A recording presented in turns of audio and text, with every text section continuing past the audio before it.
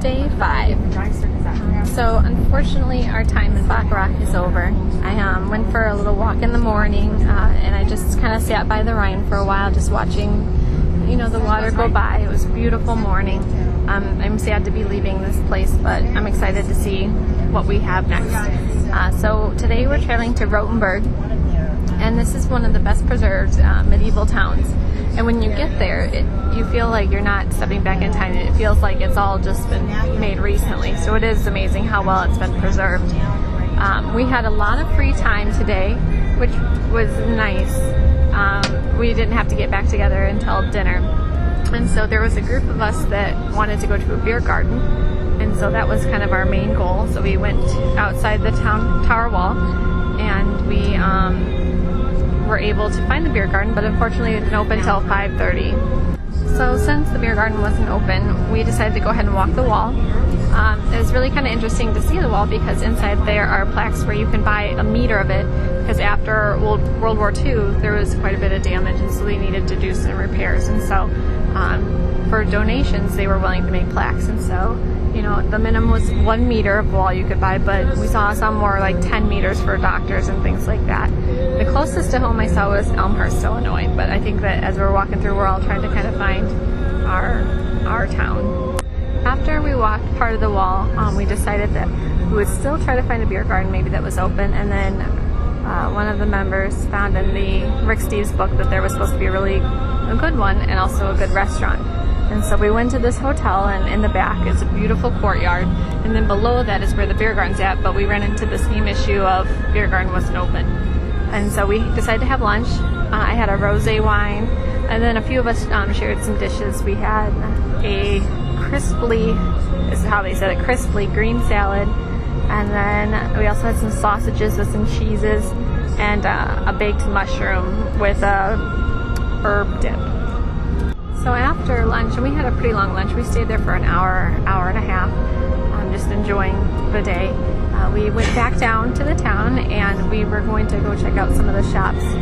There's this one shop that Rick Steves recommends. It's a smaller, touristy kind of shop, and the woman there was just so nice. She had so many stories. She's going to be 85 soon, and she just had stories about Rick Steves, was showing us pictures and just kind of about what's been going on. We also met her son Bernie, who had a really sweet story about an anniversary. He had read that the wall needed repair, and so he decided he would donate money, and he would have a plaque created to commemorate the anniversary of him and his wife.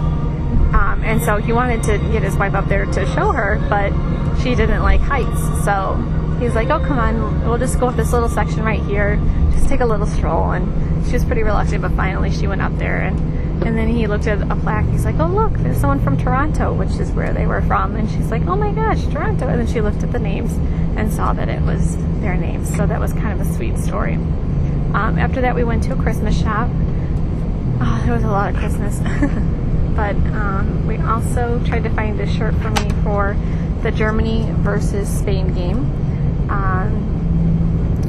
It took a little while to find one, but finally I did for only $7.95. It's supposed to be the lucky shirt because it was the only small left, but as you'll find out later, it was not the lucky shirt.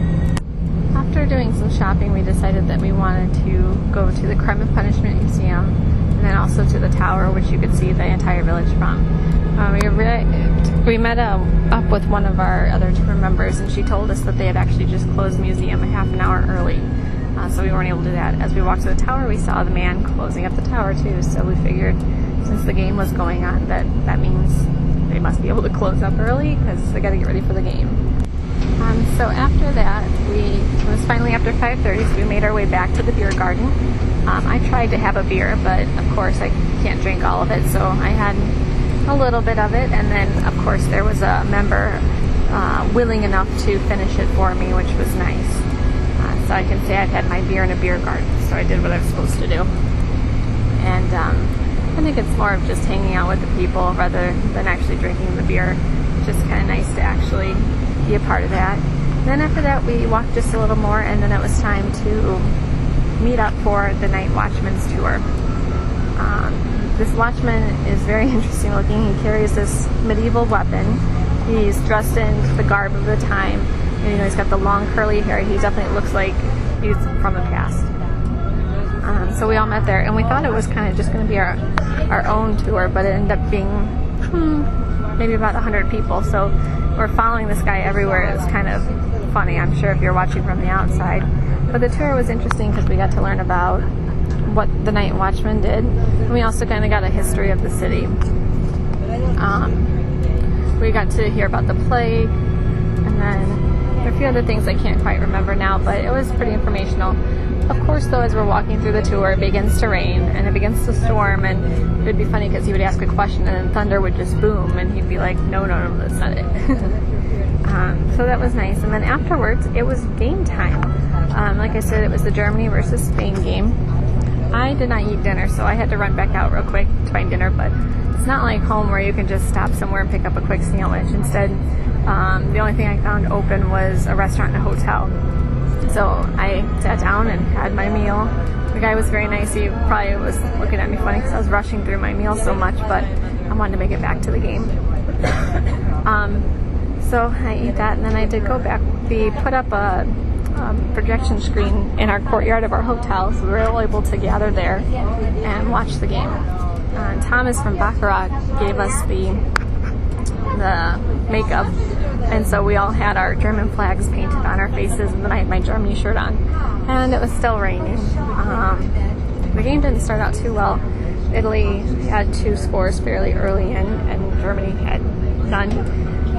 But then it just really started pouring. We were sitting under a sun umbrella, but it just came right through.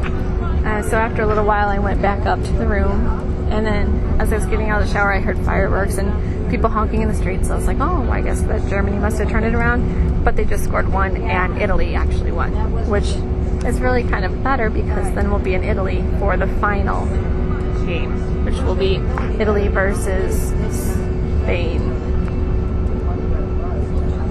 I think I was saying earlier that it was Germany versus Spain, but it was Germany versus Italy. And so now the final game is Italy versus Spain. So sorry for mixing that up there. So that was pretty much day 5. It was a good day. I'm kind of glad we just stayed in this town for one night because there's other towns I'd like to spend more time in. So that worked out perfectly.